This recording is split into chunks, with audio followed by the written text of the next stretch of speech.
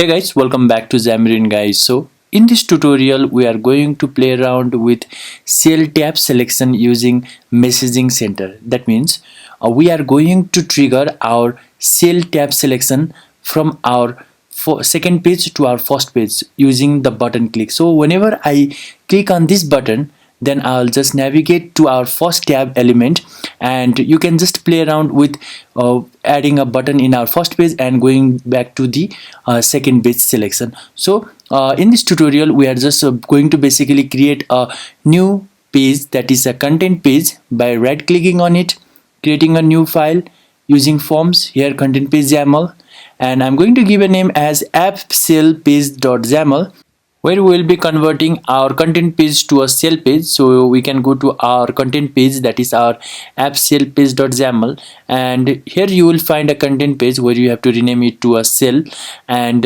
this whole content page is going to be translated to a cell page. So this gets inherited from cell, and don't forget to add this using a namespace, that is our Xamarin Forms. Then we have successfully converted our content page to a cell page, and now you can see over here we have two tabs, so that is wrapped inside our tab bar. So the bottom tabs are wrapped inside our tab bar, that is our Apple as well as the ball tab bars. And you can see over here I have given X name property to each cell tab, and I'll let you know about why we are using that. And here route is not going to be used in this tutorial.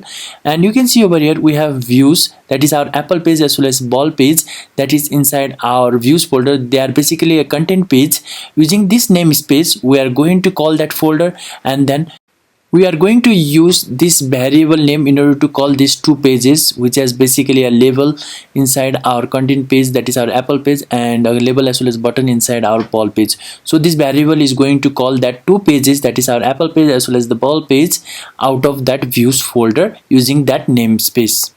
Now our next work is to learn about messaging center. So whenever this button is clicked inside our ball page, that is page B, and if that button is clicked, then we are going to make use of messaging center, where the button B is going to send this property, that is select ball page property. So here we are going to Apple page, correct? So this Apple page is going to be triggered whenever that button is clicked. That's why we are going to send this select Apple page.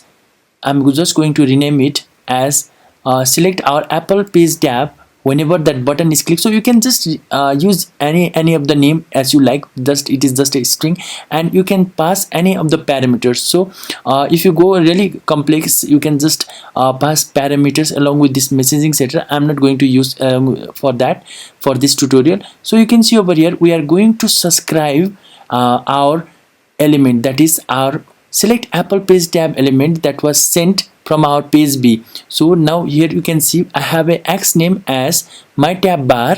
So whenever I get that event that is going to be triggered whenever that button is clicked, then we are going to select my Apple page tab. So this is how we're gonna achieve our tab selection using our messaging center from our page B to page A. So this is the simple line of code which is going to send the information to this tag, and then this tag is going to subscribe to the tag that was been sent, and then the element is going to be selected whenever that event is fired. So I'm going to rerun the whole app again in order to check if the whole code is running or not.